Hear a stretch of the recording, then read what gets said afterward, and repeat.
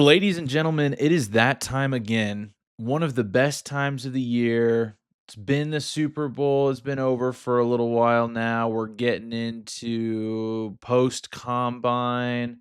We're at NFL draft season. I don't know about you guys. I love NFL draft season. I always just think it's so fun to see where these guys go. They're stars in college, or maybe not so much, and they get an opportunity at the NFL level. And I think it's just really fun to see what happens to these guys when they go to the NFL. I think the coaches at the NFL are obviously just way different than college. It's almost two separate games entirely, the NFL and college football. So I love to see the difference and to see these guys go get opportunities with these teams and, cheer on guys, especially, for me, cheering on the guys who come out of BYU. And this season, we've already talked about, on this show, some of the prospects coming out of BYU for this 2026 NFL draft, particularly Jack Kelly, Chase Roberts. Those were the big guys who went to the combine. But there are some interesting prospects coming out of BYU for this 2026 NFL draft. You got guys like Carson Ryan, Tanner Wall, guys like that who, hey, I think they'll get opportunities. I think they'll ball out. I think they'll do an amazing job. And I'm really, really excited to see what happens this NFL draft. I was thinking though about the history of the NFL draft and how many, I guess not necessarily how many, but what kind of prospects BYU typically puts into the NFL draft. So today we're talking about BYU and the NFL draft, some of the top prospects. We're going to be looking at BYU evaluations going into the draft. How did their careers turn out or are turning out if they're still a current player? Some guys who you may not have really realized started out where they started out. So we're going to get into it. I broke this down into three separate categories here. We're going to talk about several different players, and some of them are very notable. Some of them maybe not as much.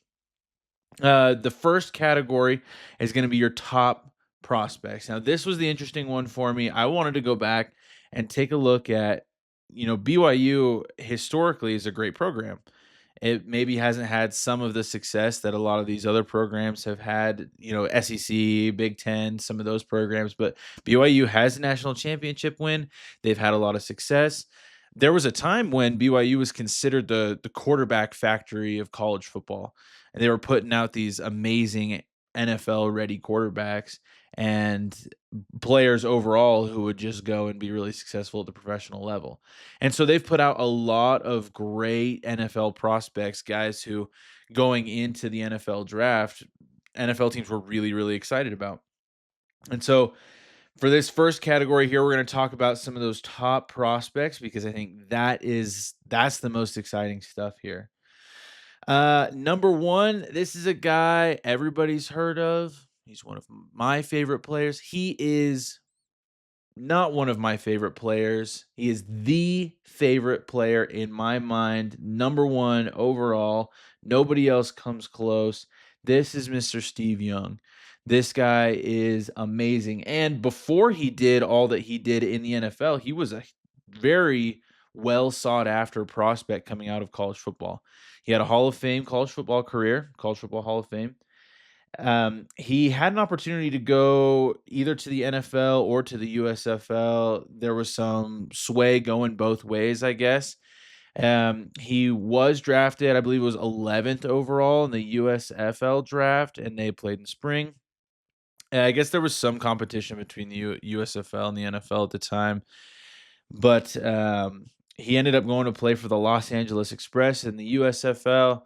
Didn't have as much success. The team wasn't exactly financially stable. There's a story of Steve Young paying a bus driver because the bus driver refused to drive unless he was paid in cash. So obviously not really what you picture for professional sports, even in the 1980s. But after 2 seasons with the Los Angeles Express, in 1985, he was drafted number 1 overall, not in the NFL draft, but in a supplemental draft, in a USFL supplemental draft, to the Tampa Bay Buccaneers. Now, the Tampa Bay Buccaneers at the time were having that was a rough time for the Tampa Bay Buccaneers. They weren't doing well. And Unfortunately, initially in Steve Young's career, he didn't have as much success just going into the NFL, but was a guy who would have been a really high NFL draft pick had he gone to the NFL right away, and was a high USFL draft pick going to Los Angeles Express. He spent 2 seasons as a starter in Tampa Bay. He went 3-16 in those games that he started. He was widely considered to be a bust in Tampa Bay. The coaches didn't really like him. In 1987, they drafted Vinny Testaverde, number 1 overall out of the University of Miami. So clearly, they had kind of written him off. San Francisco 49ers head coach Bill Walsh noticed Steve Young and attributed Tampa Bay's faults to themselves rather than Steve Young. He noticed his real natural talent and traded, I think it was a couple second round draft picks, fourth round draft picks to get Steve Young to go and back up Joe Montana in San Francisco, which is one of the best decisions made by San Francisco ever in the history of the franchise. I mean, obviously, we as BYU fans know where Steve Young ended up. A lot of the listeners of this podcast probably remember watching Steve Young when he played for the 49ers. If you are a BYU fan, you know Steve Young was amazing, both at BYU and in the NFL. So, what a trade here to get Steve Young for that low price. He was a backup to Joe Montana for 1987 through 1990. In 1992, there was kind of some speculation about whether or not he would be able to maintain his starting role. Joe Montana had missed the entirety of the 1991 season just off of, I believe it was an elbow injury. But people were calling into question Steve Young's ability to lead the team and to maintain a starting role. He ended up winning the MVP that year in 1992, defying all of the odds and silencing the haters. In 1994, he ended up winning the Super Bowl, and he won his second MVP in 1994. He won the Super Bowl, won the Super Bowl MVP, and won the regular season MVP. Amazing performance. He still to this day holds the record for most touchdown passes in a Super Bowl with 6 touchdown passes. That's great. That's insane. So obviously, Steve Young, probably the top prospect. There was never a doubt in anybody's mind that he was going to be amazing heading into his professional career. And he definitely followed through on that 100%. So, of all the top prospects to come out of BYU, he's at the top of the list. Now that he's number 1, we're gonna leave that there. Absolutely, no doubts, no ifs, ands, or buts about it. My next few people on this list here, could there be argument that their prospect level could be adjusted? Sure. I kind of went in order of draft choice here, I believe, but I am definitely open to the debate that some of these players are out of order as far as how good they were coming out of college, what kind of prospect they were coming out of BYU. So number 2, and there's a reason why I'm putting him at number 2, and we're going to talk about it. Zach Wilson. We've already had an episode on Zach Wilson here on this show. You guys know I like Zach Wilson. I'm not going to rehash all of my thoughts and feelings on that. But think about the type of player that he was at BYU. He was a top prospect coming out of BYU post-COVID. Now, I think there's a lot of reasons for that, and we're going to talk a little bit about Zach Wilson. Let's read his NFL overview here straight up from NFL, their draft and combine profile on him, where I'm just going to read his overview here that the NFL scouts wrote about him, excuse me.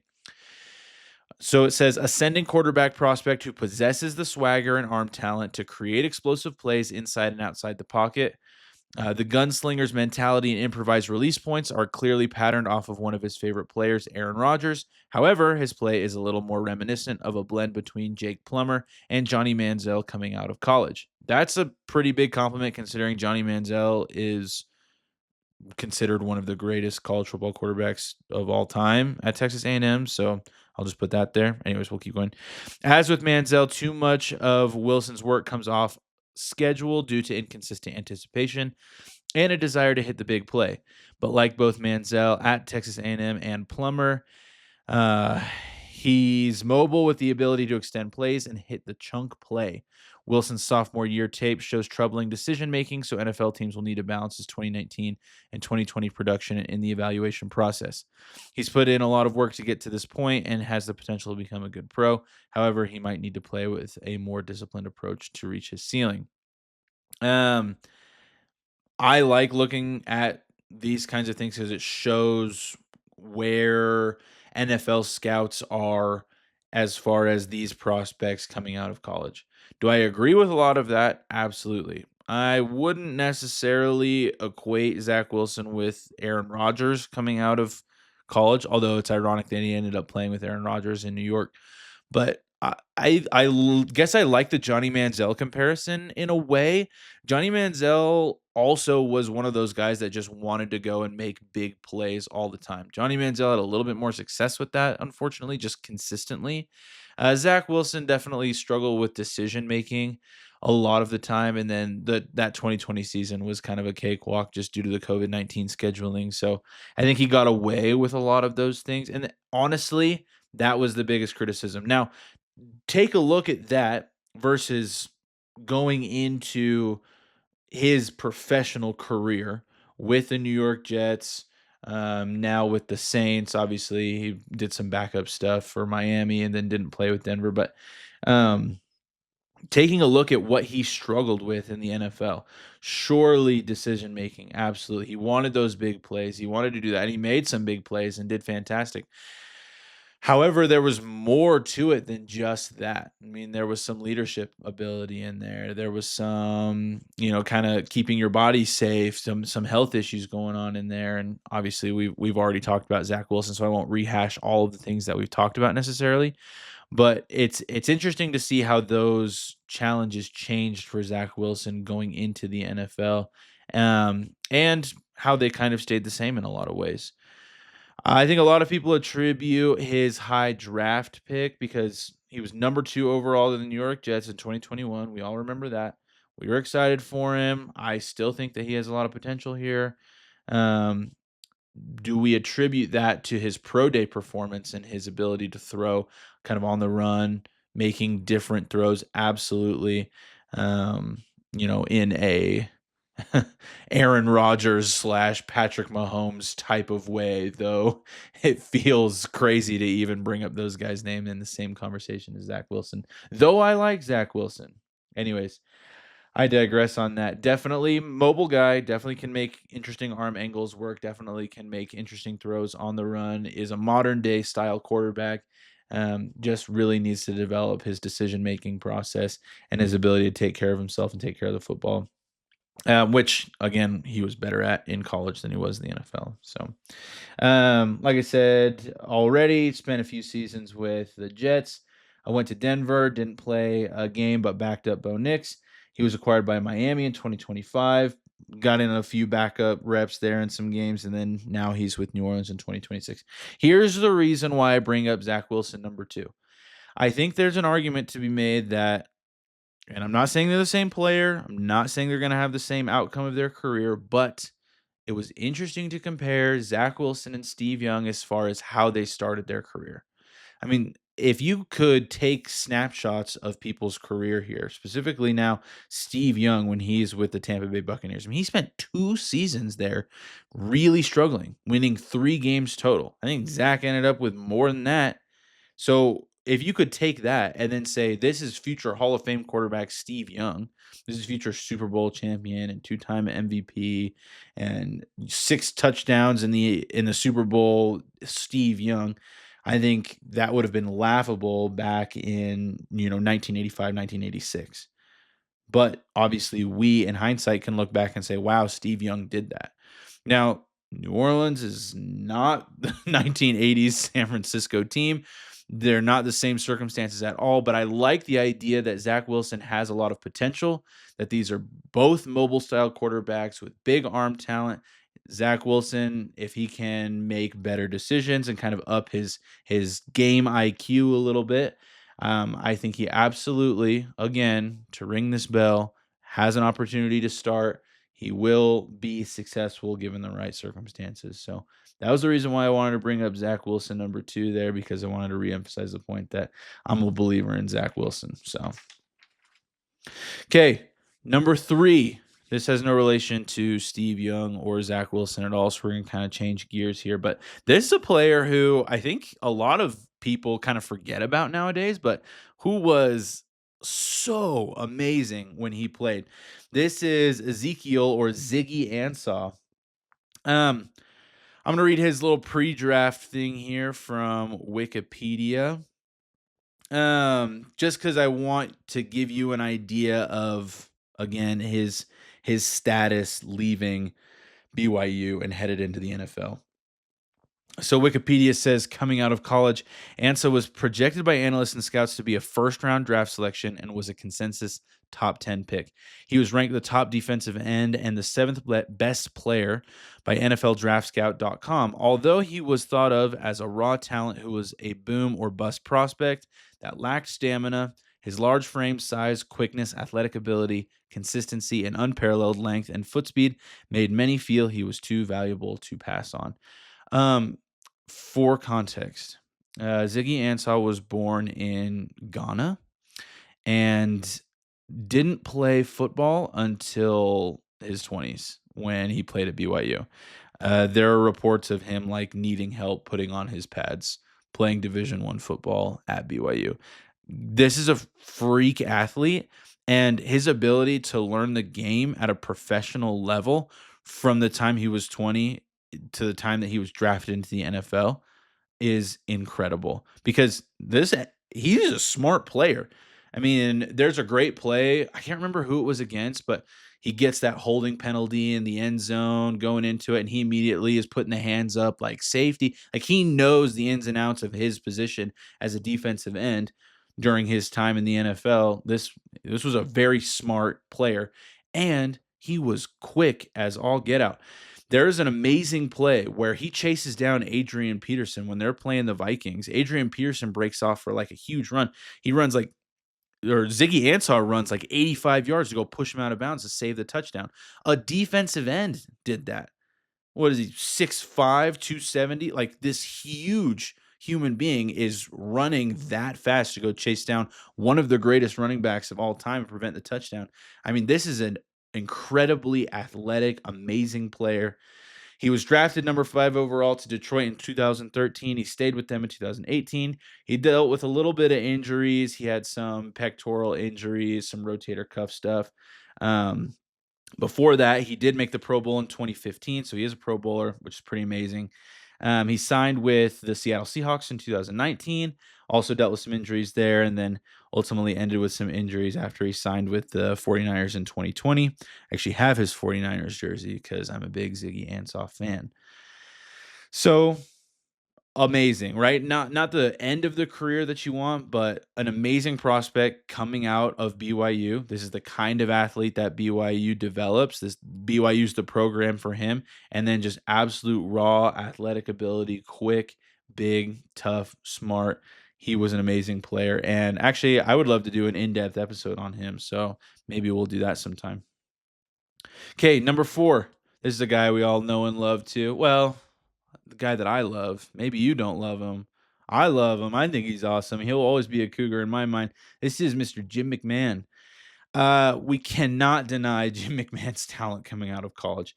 You look at his statistics. I mean, he would miss like 2-3 games his senior season and end up throwing for like 3,500 yards that season. Like, just an absolute baller.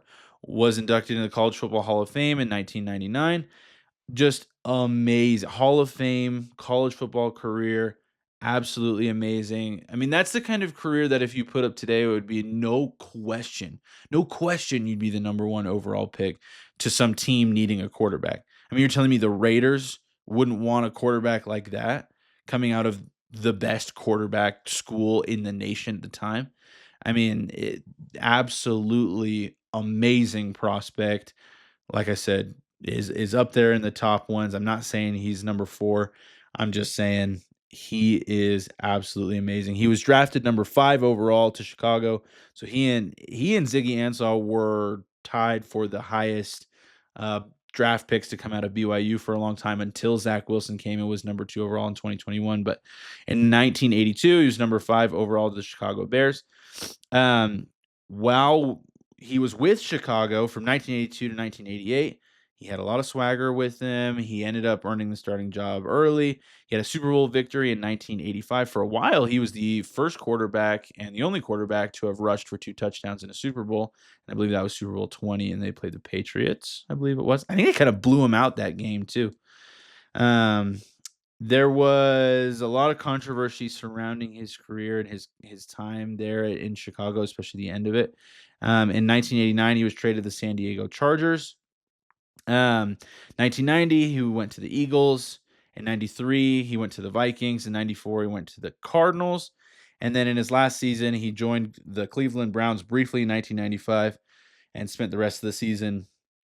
I mean, I think he was there like a week or two. I think it was in the preseason or the offseason or something like that before the season actually got started. In 1995, he finished with Green Bay, and was, I believe, Brett Favre's backup, um, and won a Super Bowl also against the New England Patriots as a backup there. So an amazing, amazing athlete. I mean, if you ever want to have a good time watching a former BYU quarterback, go and watch his Chicago Bears highlights. Go and watch his Super Bowl highlights. Amazing athlete. And ultimately one of the best, like I already said, one of the best prospects to come out of BYU. So very, very exciting. Those aren't the only first round draft picks that BYU has had. I'm going to name a few others here, just some guys I didn't decide necessarily to talk about, but who are also just amazing, who are amazing prospects enough to get drafted in the first round, which is a big deal. We also had Mark Wilson, who was drafted 15th overall to the Oakland Raiders in 1980. Todd Shell was drafted number 24 overall to the 49ers in 1984. Trevor Maddich was drafted number 28 overall to the Patriots in 85. Sean Knight was number 11 overall to the Broncos in 1987. John Tate was number 14 to the Chiefs in 1999. And then Rob Morris was number 28 to the Colts in 2000. So those are some of the other first round draft picks. BYU is an amazing school for producing these NFL prospects, and ultimately, a lot of them have had a lot of success in the NFL, and we've highlighted a few there. So, okay, number 2 category that we're going to talk here are players that have had a lot of success and were not first round draft picks. These were later round draft picks. We talked about a couple of these guys already. I picked out 3 guys that I thought really exemplified this. These are 3 players that I think have appeared a lot in news and headlines. And like I said, we've talked about 2 of these 3 players, but I want to really highlight the kind of prospect they were in addition to the career that they ended up putting up. And just to show you the contrast. We didn't even read Steve Young's draft prospect, his scouting profile here before the draft, but it was entirely positive. I mean, there was not a negative thing that could be said. We read Zach Wilson's and Ezekiel Ansah's also just almost entirely positive, right? Obviously, nobody's going to be a perfect candidate, but now let's take a look at some of these guys who maybe weren't as good of a prospect to an NFL scout, but who were an amazing prospect because they ended up going and having a lot of success. So, number 1, Fred Warner. You guys know I'm a huge Fred Warner fan. I love this guy. Future Hall of Famer. He's my favorite player in the league right now, I would say. Just amazingly fun to watch every single time he steps out on the field. Here's his profile going into the NFL draft. So it says, same website, Warner's future success could largely depend on who takes him and how they use him. While most will view him as an outside linebacker, Warner moves around like a big safety. With his instincts and cover skills in space, finding a hybrid role in sub packages might be where he is best utilized. Warner's size, speed, and workout at the combine may play into his draft value more heavily than many other prospects. Warner should find immediate work as a backup who can help on special teams. Almost like I want to come to his defense a little bit here when I read this. Like, it kind of makes me mad because none of that ended up being accurate at all. Like, it's kind of stupid. It's laughable. Whoever wrote that is just dumb. And it shows honestly how a lot of these NFL draft profiles, these scouting reports work for these guys. It's like, I don't know what they're paying these guys millions and millions of dollars to do, because there is almost no way to predict how good a player is going to be going into the NFL coming out of college, because they predicted what Warner would do and they were wrong. They were wrong about that prediction. They were so wrong. I don't think they got a single thing right. What did I say? Most will view him as an outside linebacker. Wrong. Moves around like a big safety. Wrong. Instincts and cover skills in space. True. Finding a hybrid role in sub packages might be where he's best utilized. Wrong. Find immediate work as a backup who can help on special teams. Also wrong. So just not correct at all, but accurate in that this is a baller. This is a guy who's got great size, speed, and instincts. So, um, Fred Warner, like we've already talked about, like you can hear in one of the earlier episodes that we've already talked about, drafted in the third round, number 70 overall to the 49ers in 2018. He's still there now. He's been in the Super Bowl twice, picked off Patrick Mahomes, which is amazing. He's going to get that Super Bowl. He's going to get it. And like I mentioned in episode 5, meeting back up with Dre Greenlaw is going to be a big deal for him. I like the 49ers to see where they're going to go this next season. I want to see Fred get that Super Bowl win, and I think he will, because right now, he is a Hall of Famer in my mind. Right now, this guy's a Hall of Famer. So I want to see him win that Super Bowl. I want to see him get that check, and just not that he's anywhere close to the end, but just have a complete, comprehensive career there. So, and I want him to do it with San Francisco because I think he fits in really well there. Okay, number 2, Kyle Van Noy. Now, this is a player we haven't talked a lot about on this show, but also just one of my absolute favorite players. This is a player who is still very good today and has been good for a really long time. Of course, he's had his ups and downs. He's been with a few different teams, but an amazing player, very fun to watch, just like all of these other guys that we've been talking about. I want to read his overview as well. It's pretty short, but it just says good-sized, athletic, smooth-moving stand-up player who projects best as a 3-4 right outside linebacker, meaning you have 3 up front, 4 linebackers, so he would be kind of far on the outside right. But he could also warrant consideration from 4-3, which is the reverse, 4 up front, 3 linebackers, which would rely a little bit heavier on the linebackers to be better. Teams as a Will or Sam is not without flaws, but has unique ability to play up the field laterally or in reverse. So just talking about his playmaking abilities, there's a lot of football terms in there that I think is poorly written for fans, but just ultimately talking about Kyle Van Noy's playmaking ability. He and Fred Warner were pretty comparable coming out of BYU. Very good linebackers with very solid statistics, very solid play styles. These kinds of guys that you want to build teams around. And ultimately, teams did build around Kyle Van Noy. He was drafted in the second round, number 40 overall, to the Detroit Lions in 2014. 2014 and 2016, excuse me. He played for Detroit. I believe it was week 4 of 2016. He was traded to the New England Patriots. Far better franchise. I mean, the Lions are better now, and if you're just kind of now getting into the NFL, then obviously I think you think of the Lions as a better franchise than a lot of historical NFL fans think of them. The Lions, for my lifetime and beyond, have been a laughable franchise, and they somewhat continue to be so. Definitely didn't take care of Kyle Van Noy the way that we as BYU fans would have wanted them to do, but New England Patriots were amazing at the time.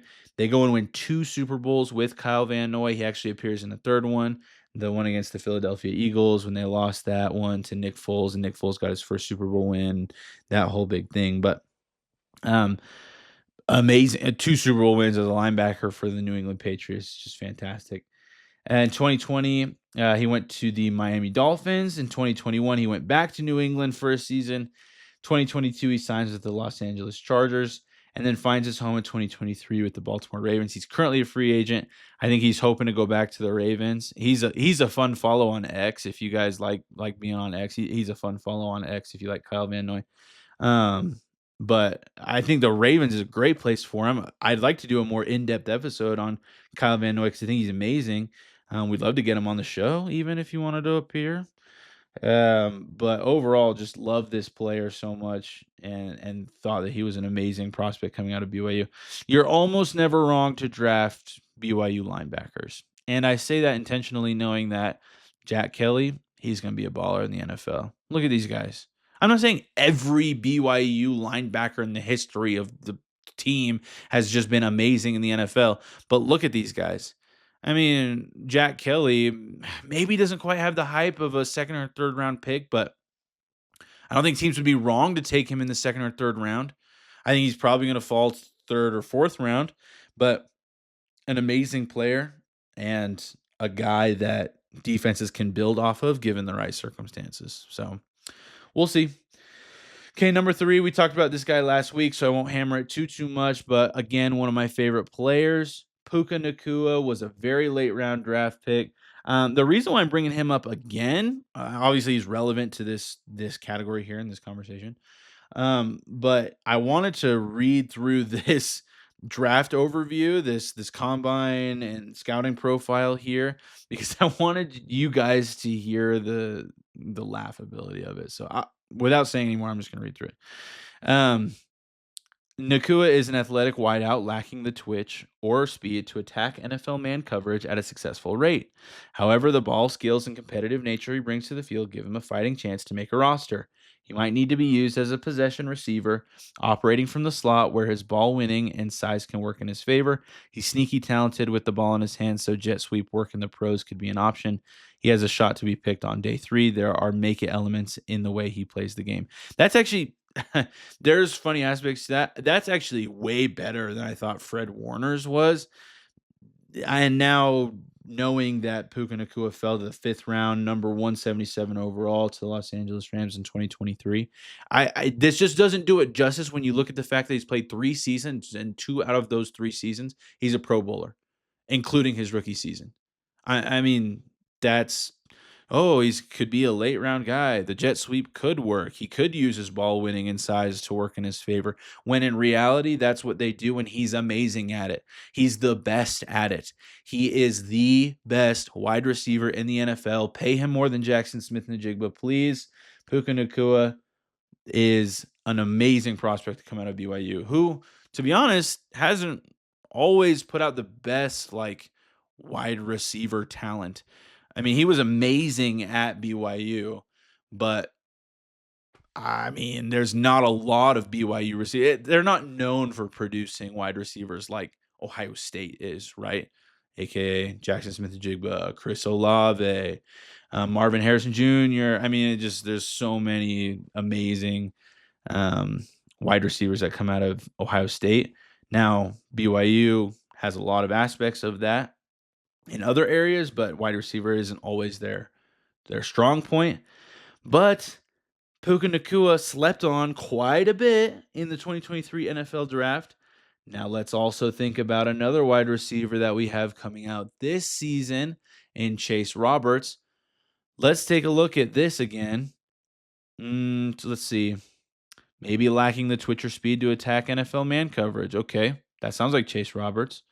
Ball skills and competitive nature he brings to the field give him a fighting chance to make a roster. Sounds like Chase Roberts.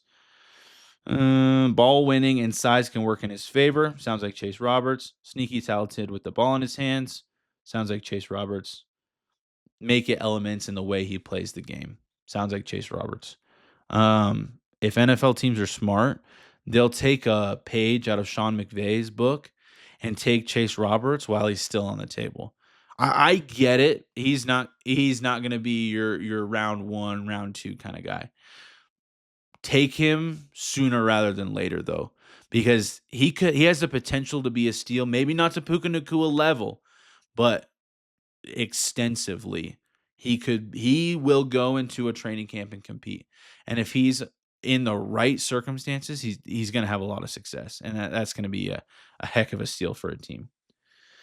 Okay, so that's the second category. Now, moving on to the third category, I just want to talk about a couple more players because ultimately we're talking about the NFL draft, but BYU actually thrives in a lot of ways just with their undrafted free agents. And I wanted to talk about a couple of guys. These are two of my favorite guys that I've seen play the game.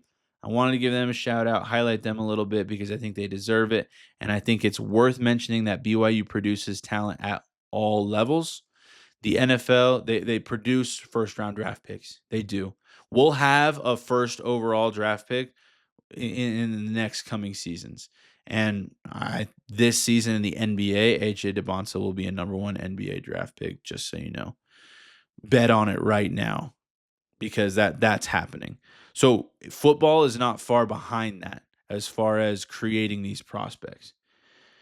But they also create these mid-round draft picks who are steals, who are future Hall of Famers. Fred Warner, that's a future Hall of Famer. Kyle Van Noy, that's a future Hall of Famer.